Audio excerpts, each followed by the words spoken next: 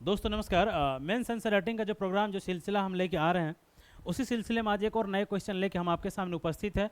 और ये यूपीएससी 2023 का रियल क्वेश्चन है, रियल एग्जाम का रियल क्वेश्चन है। तो इससे आपको अपनी क्षमता, अपनी औकात का पता चलता है।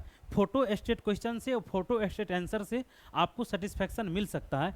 इसलिए हम कह रहे हैं फर्जी मॉडल तर से तुम बचो, आप बचो। यदि नहीं बचोगे, इसका खामियाजा आपको भुगतना पड़ सकता है। आपको हमारा बात मानना है मानिए, नहीं मानना है नहीं मानिए। आप आज़ाद देश के आज़ाद नागरिक हैं। ठीक है, मेंस आंसर राइटिंग में यदि आपको कोई दिक्कत हो तो आप हमारे दिए गए नंबर पर संपर्क कर सकते हैं। UPSC, UP PCS and Bihar PCS and other state PCS के लिए भी। ठीक, तो आइए हम अपने क्वेश्चन को देखते हैं कि आज हमारे सामने कौन सा क्वेश्चन है। 10 नंबर क्वेश्चन तक हम आपके सामने एक्सप्लेन किए थे। 11 नंबर क्वेश्चन हम आपको आज एक्सप्लेन करने वाले हैं। तो आइए देखते हैं 11 नंबर में क्या है क्वेश्चन। देखिए 11 नंबर ये है कि भारत में, इसका पहला सेगमेंट बनिए, भारत में सबसे ज़्यादा बेरोजगारी, ठीक है, प्रकृति में संरचनात्मक है। तो सबसे ज़्यादा बेरोजगारी को आप सेकंड मानिए और प्रकृति में संरचनात्मक को थर्ड मानिए। हम ये इतना छोटा छोटा सेगमेंट इसलिए तोड़ रहे हैं कि बहुत सारे नए विद्यार्थी होते हैं, उनको यदि ये एक साथ बता दें तो उसको पता नहीं चलेगा। और यदि आप बहुत सारे क्वेश्चन पे प्रैक्टिस किए हैं तो फिर आपको समस्या नहीं होगी, एक बार में आप समझ सकते हैं। आप कहेंगे सर भारत में ऐसा क्यों आपने किया? क्योंकि देखिए, यदि आप किसी स्टेट पीसीएस की तैयारी करें, वहाँ अगर सब सपोज किसी बिहार का आप दे रहे हैं, यूपी का, वहाँ लिख दे कि बिहार में सबसे ज़्यादा बेरोजगारी प्रकृति में संरचनात्मक है, तो आप क्या करेंगे? आपको वहाँ एग्जाम्पल बिहार वाला देना पड़ेगा ना। यदि आप यूपीएससी का आंसर लिख रहे हैं तो पूरे भारत का कोई भी एग्जाम्पल आप डाल सकते हैं। लेकिन यदि आप आंसर लिख रहे हैं उत्तर प्रदेश पीसीएस का और एग्जाम्पल डाल रहे हैं बिहार का, तो क्या आपको लगता है एग्जामिनर मार्क्स देगा आप? और कोई लड़का यदि यूपी का एग्जाम्पल डाल रहा है तो इसलिए हम कह रहे हैं कि आप क्वेश्चन में इस तरीक़ा से फ़र्क करें कि कहाँ हम क्वेश्चन को सेपरेट करें, सेग्रीगेट करें और कहाँ कौन सा एग्जाम्पल डालें। तो ये फर्जी मॉडल उत्तर से नहीं हो सकता है। और ये प्रयास यदि हमारा अच्छा लगता हो यार तो हमारे चैनल को सब्सक्राइब करो, वीडियो को लाइक भी कर दिया करो। सब्सक्राइबर अच्छा बढ़ रहा है, इस बात की मुझे खुशी है। और थोड़ा सहयोग करो, कोई बात नहीं। चलिए, अब तो पहला क्वेश्चन आप समझ गए। दूसरा है कि भारत में बेरोजगारी की गणना के लिए, ठीक है, गणना के लिए अपनाई गई पद्धति का परीक्षण कीजिए। एक क्वेश्चन तो आपका यहाँ ही समाप्त हो गया कि भारत में बेरोजगारी की गणना करने के लिए अपनाई गई पद्धति का परीक्षण कीजिए और फिर उसमें जो रहा है कि सुधार के सुझाव दीजिए। फिर आपको सुझाव देना है। तो क्वेश्चन अगर यदि आप नहीं समझे तो हम आपको फिर से बता दें कि देखिए, यहाँ तो समझ गए कि भारत में बेरोजगारी गणना के लिए अपनाई गई पद्धति ये सिंपल है कि बेरोजगारी गणना हमारे यहाँ कैसे किया जाए। जैसे आप क्या करते हैं, किसी भी चीज़ को गिनते हैं, काउंट करते हैं 1 2 3 4। इसी तरह हमारे यहाँ कहा जाए कि बेरोजगारी की गणना हम कैसे करें। जब कभी कभी आप रिपोर्ट सुनते हैं कि भारत में 3.4% बेरोजगारी है, 5.8% बेरोजगारी है, 9% बेरोजगारी है, 10% बेरोजगारी है, तो फिर ये बेरोजगारी का गणना कैसे किया जाता है, वही क्वेश्चन पूछा गया है। तो उसका परीक्षण कीजिए और फिर आप अपना सुझाव दीजिए सुधार के लिए। इस जब सुधार के लिए सुझाव मांगा है तो इसका मतलब है कि उस गणना में कोई ना कोई कमी रहा होगा। निश्चित है ना, गणना में कहीं ना कहीं कमी रहा होगा। ये देखिए, ये बिटवीन द लाइन क्वेश्चन को पकड़ना पड़ता है। जब आपसे सुधार पूछा है इसका मतलब कुछ ना कुछ कमी रहा होगा। तो क्वेश्चन समझ गया। पहला है कि प्रकृति में संरचनात्मक है। देखिए, भारत में कई प्रकार की बेरोजगारी होती है। जैसे एक सुने होंगे प्रच्छन्न बेरोजगारी होती है, वो एग्रीकल्चर सेक्टर में होता है कि खेती में पता चला कि 5 लोग लगे, अगर वहाँ पे 3 भी लोग लग जाए तो प्रोडक्शन पे यानी उत्पादन पे कोई फर्क नहीं पड़ता है। एक होता है मौसमी बेरोजगारी। मौसमी बेरोजगारी देखिए, यदि अभी क्या है, कुछ दिन पहले तक, अब तो शायद खत्म हो गया होगा, कि धान रोपाई का सीजन चल रहा था तो सभी लोगों को रोजगार मिल रहा था, किसान को, मजदूर को। लेकिन जब धान रोपाई समाप्त हो गया तो फिर आओ, किसान बेरोजगार हो गए, अभी मजदूर बेरोजगार हो गए हैं। फिर जब धान कटाई का सीजन आएगा तो फिर सबको रोजगार मिल जाएगा। इसे हम लोग कहते हैं मौसमी बेरोजगारी। इसी तरह ये है, इसमें इसी टाइप में होता है एक संरचनात्मक बेरोजगारी। तो संरचनात्मक बेरोजगारी, तो आइए हम इसका पहले स्पेस ले, भूमिका में क्या लिखा जाता है वहाँ पे हम संरचनात्मक बेरोजगारी आपको एक्सप्लेन करते हैं क्या होता है। भूमिका क्या इसका लिख रहे होते, इसका बॉडी क्या लिख रहे होते, फिर इसका निष्कर्ष क्या लिख रहे होते। तो आइए हम देखते हैं। तो फिर से हम बता दें कि फर्जी मॉडल उत्तर से आप सावधान रहेंगे। यदि आप नहीं रहेंगे तो दिक्कत हो सकता है आपको। और मेंस आंसर राइटिंग में यदि कोई दिक्कत हो तो आप हमारे दिए गए नंबर पर हमसे संपर्क कर सकते हैं। आप जुड़ सकते हैं ऑनलाइन ऑफलाइन किसी भी मोड में, किसी भी माध्यम का आप छात्र, हिंदी माध्यम या इंग्लिश माध्यम को, आप भारत के किसी भी शहर में रहते हो, उससे कोई दिक्कत नहीं है। आइए हम भूमिका की बात करते हैं कि भूमिका यहाँ पे क्या लिखा जाता। तो एक तो क्वेश्चन आपसे पूछा गया है क्या कि सबसे ज़्यादा बेरोजगारी प्रकृति में संरचनात्मक है। ये स्टेटमेंट आपको यूपीएससी दे दिया है, इसी को आपको एक्सप्लेन करना है, एलोबरेट करना है। ठीक है, इसमें आपको कोई छेड़छाड़ नहीं करनी है क्योंकि वो आपके पास यहाँ पे विकल्प नहीं है। करेंगे तो आप आंसर की दिशा से भटक जाएंगे। तो आप बेरोजगारी से डेफिनेशन उठा लीजिए, भूमिका आप बेरोजगारी से लिखना शुरू कर दीजिए। तो बेरोजगारी क्या होता है ये बताइए, बेरोजगारी किसे कहते हैं? तो भारत सरकार के अनुसार जो बेरोजगारी की परिभाषा या बेरोजगारी की दर निकाला जाता है, तो आप लिख सकते हैं कि प्रकृति में संरचनात्मक है। तो आप ऐसा पहले भूमिका बनाइए कि भारत में या भारत सरकार के अनुसार, ठीक है, भारत सरकार के अनुसार जितने लोग काम करने के इच्छुक हैं, ठीक है, जितने लोग या कार्य बल में, हम लोग कहते हैं ना वर्क फोर्स, कार्य बल हिंदी में कहते हैं, तो भारत में जितने लोग कार्य बल में शामिल है और जितने लोगों को रोजगार मिला हुआ है उनसे भाग देकर बेरोजगारी की दर निकाली जाती है। ये आपका बेरोजगारी का डेफिनेशन हो गया, आप क्वेश्चन से जुड़ गए। अब आप वहाँ से पैराग्राफ चेंज कीजिए, तो बेरोजगारी की परिभाषा आप लिख के क्वेश्चन को शुरुआत कर सकते हैं। अब क्वेश्चन कह रहा है कि प्रकृति में संरचनात्मक है, पैराग्राफ आप चेंज कीजिए, तो उसके बाद आपको जोड़ना है कि प्रकृति में संरचनात्मक कैसे, ये लिखना नहीं, कैसे नहीं लिखना है, आपको शुरू हो जाना है कि संरचनात्मक बेरोजगारी से हमारा तात्पर्य है कि, आप ऐसे लिख सकते बिल्कुल, ठीक है, यह संरचनात्मक बेरोजगारी का अर्थ है कि, यह संरचनात्मक बेरोजगारी अर्थात या का मतलब है कि जो सेंटेंस आपको सूट करे आप वो लिखना शुरू कर दीजिए। जैसे देखिए अब क्या होता है, संरचनात्मक बेरोजगारी क्या होता है, तो भूमिका आप लिख लिए, पहला पैराग्राफ कि बेरोजगारी क्या होता है, कि कार्य बल में जितने लोग शामिल हैं, जितने लोगों को रोजगार मिला है उससे भाग देकर जो हमें प्राप्त होता है उसी को हम लोग बेरोजगारी की दर कहते हैं। अब देखिए संरचनात्मक बेरोजगारी हमें डिफाइन करना है, तो ये क्या होता है। अभी देखिए अभी वर्तमान में क्या चल रहा है, तकनीकी का युग आ गया है, AI, artificial intelligence, internet of things, machine learning, blockchain, अन्य तरह की तकनीक आ गए। और भारत में एक हमारा वर्ग है, अक्सर वो ये बात कहते रहता है कि इंडस्ट्री के पास तो नौकरी है लेकिन हमारे युवाओं के पास वो कौशल नहीं है, वो स्किल नहीं है कि वो इस तकनीक पे जाके काम कर सके, इसीलिए वो बेरोजगार है। ठीक है, ऐसे हम इस तरह से सहमत नहीं हैं, लेकिन हम वो अभी नहीं बताएंगे। संरचनात्मक बेरोजगारी यही होती है कि संरचना में परिवर्तन। देखिए हमारी अर्थव्यवस्था है, तो अर्थव्यवस्था पहले हमारी मैनुअली चल रही थी, लेकिन जब इसमें तकनीक का समावेश हुआ, तकनीक का प्रवेश हुआ, देखिए ऐसे ही शब्द आप लिखेंगे, यदि समावेश प्रवेश शब्द आप नहीं लिखेंगे तो फिर वो आंसर पे वो इम्पैक्ट नहीं पड़ेगा। तो जब तक अर्थव्यवस्था में तकनीकों का समावेश हुआ तो कौशल, ठीक है, कौशल और तकनीक के बीच में एक गैप हो गया, एक खाई उत्पन्न हो गई कि जो तकनीक को जिस तरह के कौशल वाले व्यक्ति चाहिए उस तरह कौशल वाले व्यक्ति तकनीक को मिल नहीं रहा है। इसीलिए वहाँ पे क्या होगा कि बेरोजगारी उत्पन्न होगी, लोग फिर उस तकनीक को सीखने चले गए। जैसे अभी आप देखेंगे, अगर आप यूट्यूबर को सुनते होंगे तो बहुत सारे यूट्यूबर एआई का वो कोर्स का प्रचार करते रहते हैं कि ये कोर्स आप ज्वाइन कीजिए एआई के लिए, वो डाटा एनालिसिस का बहुत सारा कोर्स करवाता है। तो ये क्या, यही है तकनीकी।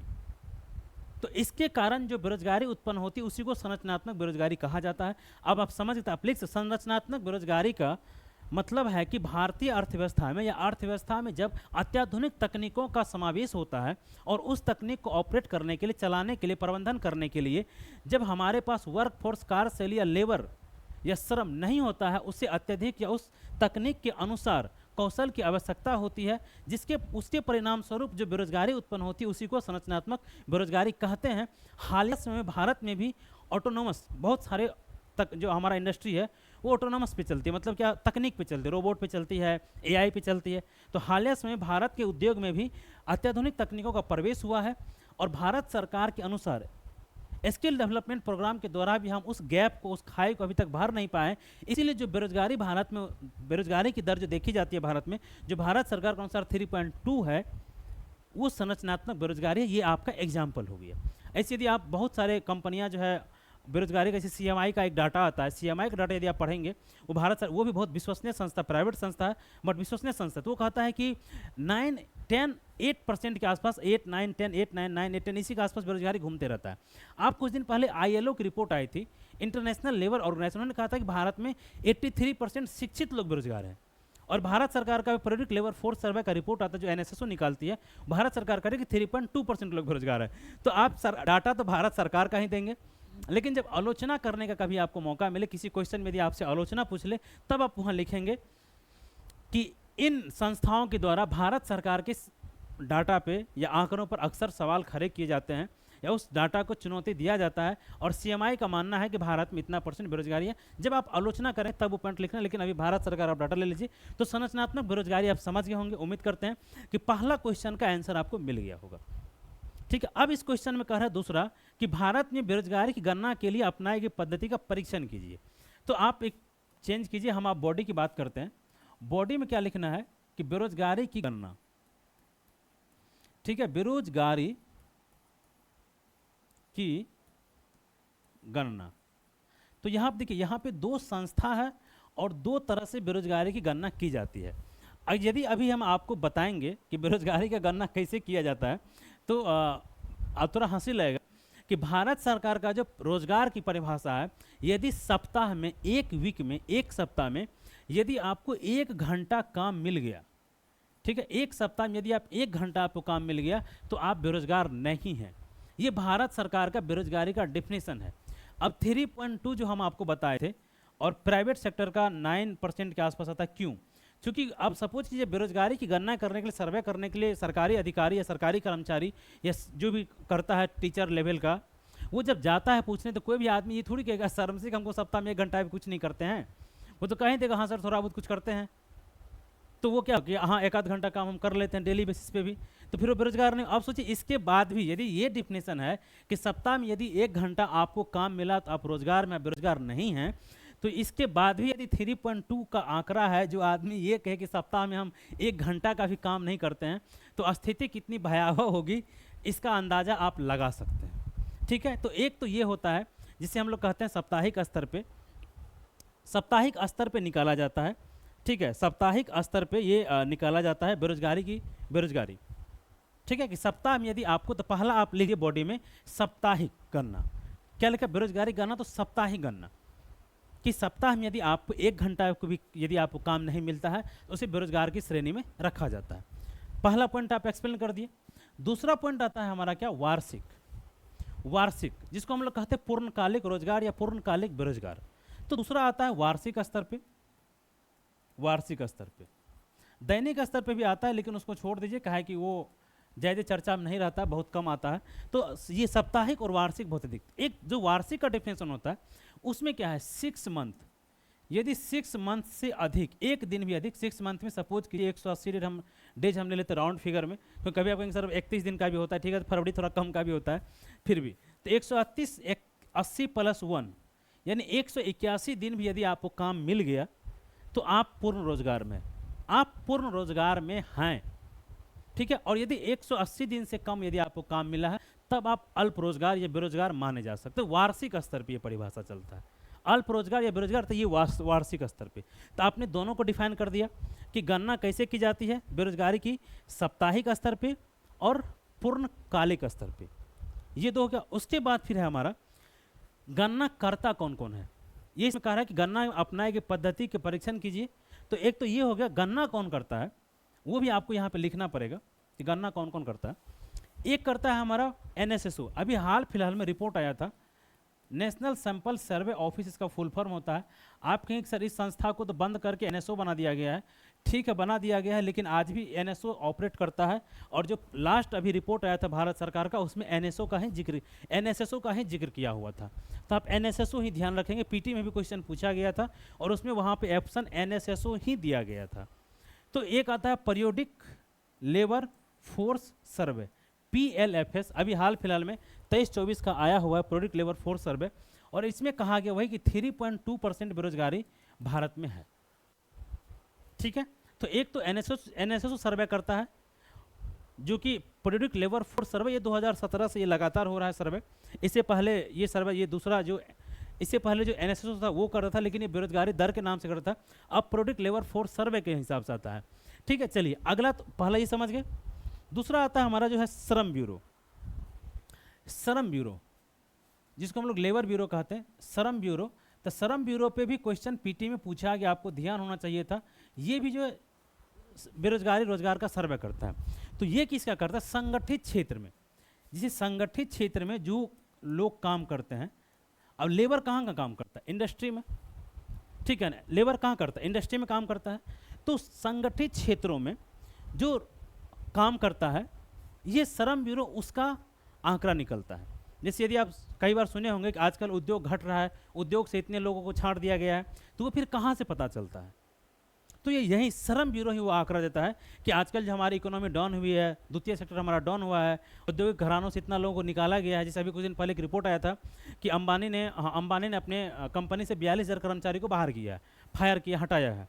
तो फिर ये जो रिपोर्ट आता है तो ये तो तत्कालिक रिपोर्ट हो गया, लेकिन जब वर्ष में या मासिक महीने में भी जो रिपोर्ट आता है तो कौन देता है? ये देता है श्रम ब्यूरो।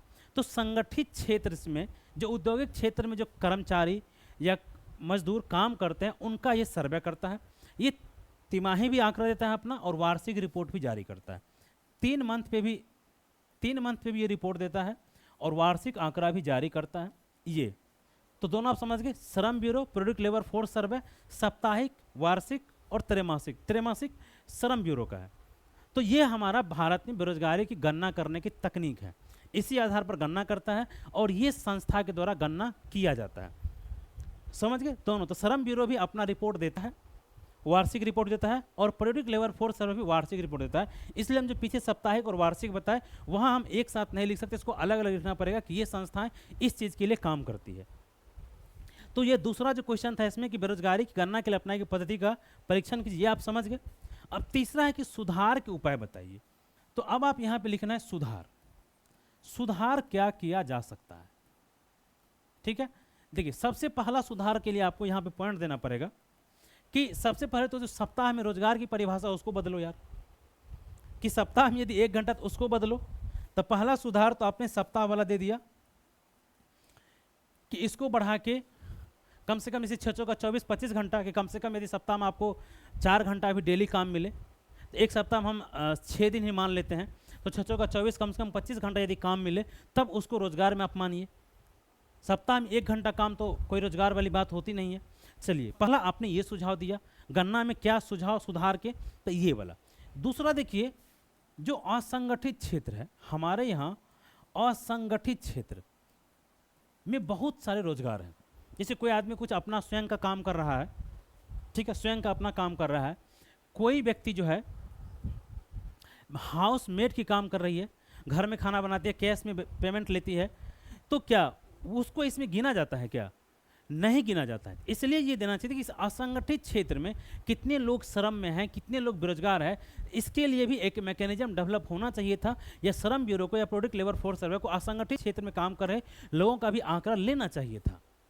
तो असंगठित क्षेत्र के भी जो एक व्यापक सर्वे हो, जो लोग असंगठित क्षेत्र में भी काम करते हैं, श्रम ब्यूरो को भी और प्रोडक्ट लेबर फोर्स सर्वे में भी ये रिपोर्ट आना चाहिए था कि कौन लोग असंगठित क्षेत्र में कितना काम करते हैं, संगठित क्षेत्र में कितना काम करते हैं। इससे क्या होगा, पॉलिसी बनाने में अत्यधिक पारदर्शिता आएगी। अगर आपको एक ऐसे 2013 में पूछा गया, यदि आपको याद हो कि ये नीति गतिहीनता थी या क्रियान्वयन गतिहीनता थी, पॉलिसी पैरालिसिस थी या इम्प्लीमेंटेशन पैरालिसिस थी, जिन्होंने भारत के आर्थिक विकास को मंथर बना दिया है, तो यही बात है कि पॉलिसी पैरालिसिस की फिर समस्या नहीं आएगी, पॉलिसी काफ़ी ट्रांसपेरेंट बनेगी। तो दूसरा सुझाव आपका ये सप्ताह वाला, असंगठित क्षेत्र वाला। और कोई सुझाव बताइए। तीसरा सुझाव क्या हो सकता है कि जो हमारा गणना करने की जो वार्षिक विधि है, जो सरकार के द्वारा आंकड़ा दिया जाता है, तो इसमें और पारदर्शिता होनी चाहिए थी, ट्रांसपेरेंसी होनी चाहिए थी। क्यों? क्योंकि अक्सर इस रिपोर्ट पे 3.2% बेरोजगारी, अभी देखिए हाल फिलहाल रिसेंट टाइम पे जो हमारा लोकसभा का इलेक्शन भी हुआ है, उसमें भी बेरोजगारी को एक बड़ा मुद्दा माना गया विपक्ष के द्वारा, और सरकार ने भी अपने बजट में ये कहा कि हम इतने लाख लड़कों को या इतने लाख को हम स्किल करेंगे, इंडस्ट्री के साथ अप्रेंटिसशिप देंगे। तो क्या है ये, तो ये पारदर्शिता लाने के लिए, ताकि इस तरह का किसी तरह कोई सवाल ना उठे। तीसरा आप लीजिए यहाँ पे पारदर्शिता,